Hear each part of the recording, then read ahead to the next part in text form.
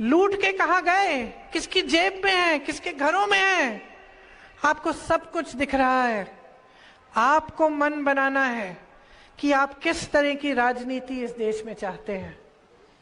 यहां आकर एक जाति को दूसरी जाति के खिलाफ करना, एक धर्म को दूसरे धर्म के खिलाफ करना, चुनाव के समय अचानक ऐसे मुद्दे निकालना जिसपे आपके जज्बात हिल जाएंगे, आप उनके पक्ष में वोट दे देंगे, लेकिन आप फिर एक बड़ा मौका खो रहे हैं।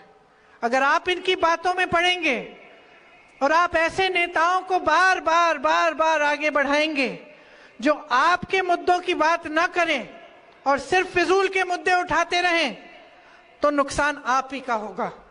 आज आपके मुद्दे, जैसे मैंने कहा, क्या है? महंगाई का बहुत मुद्दा है।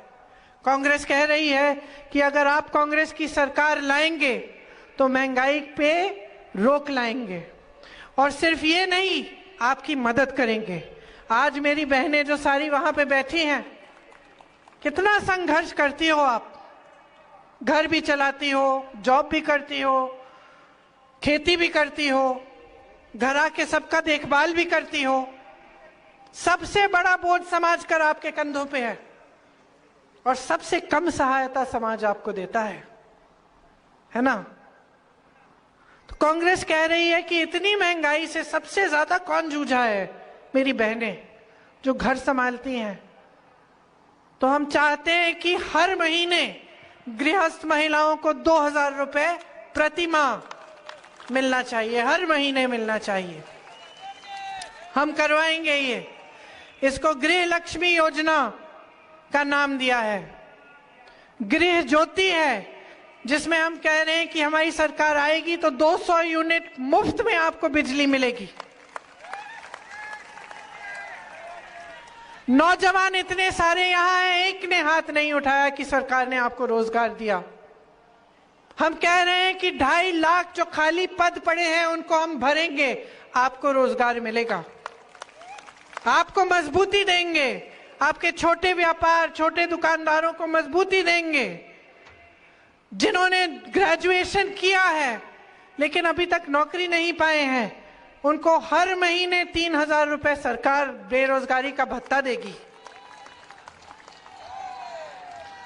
जिनका डिप्लोमा है उनको 1500 रुपए प्रति माह मिलेगा, ताकि आप भी आस्ते आस्ते अपने पैरों पे खड़े हो पाए और आप पे ये ना बीते कि आप शिक्षित हैं, आपके पास रोजगार नहीं है और बिल्कुल गुजारा नहीं कर पा रहे हैं। देखो, नौजवान का आत्मविश्वास रोजगार से जुड़ा होता है। जब वो कुछ करके आता है, घर में कुछ कमा के लाता है, तब उसे अपने आप पे गर्व होता है। जब ऐसे ही भटकता है, चाहे कितनी भी शिक्षा कर ली हो, नौकरी नहीं मिल पा रही है, तो खुद को बुरा लगता है और उसमें तुम्हारा कोई दोष ही नहीं है। दोष सरकार का है जो आपके लिए मौके नहीं बना रही है, क्योंकि सरकार का यही काम होता है।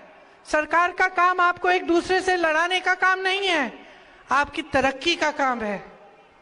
और इसी तरह से आपने जब नंदिनी बनाई, जो आपके कर्नाटका की एक कोऑपरेटिव है, आपकी मेहनत से बनी है और इतनी अच्छी है, अच्छी तरह से चल रही है। कांग्रेस की जब सरकार थी तो खूब दूध इकट्ठा होता था इसके द्वारा और किसानों को 5 रुपए प्रति लीटर मिलता था दूध के लिए। तो इतना दूध इकट्ठा होता था कि स्कूलों में भी हम बच्चों को दूध दे सकते थे। अब आप देखिए कि भाजपा की सरकार कैसी साजिश कर रही है। ये चाहते हैं कि नंदिनी अच्छी है, फूल रही है, फल रही है। अब चाहते हैं कि गुजरात से अमूल का कोऑपरेटिव आए और इसको हड़प ले। तो क्या कर रहे हैं? नकली शॉर्टेज पैदा कर रहे हैं। कहने लगे हैं कि दूध इकट्ठा नहीं हो रहा है।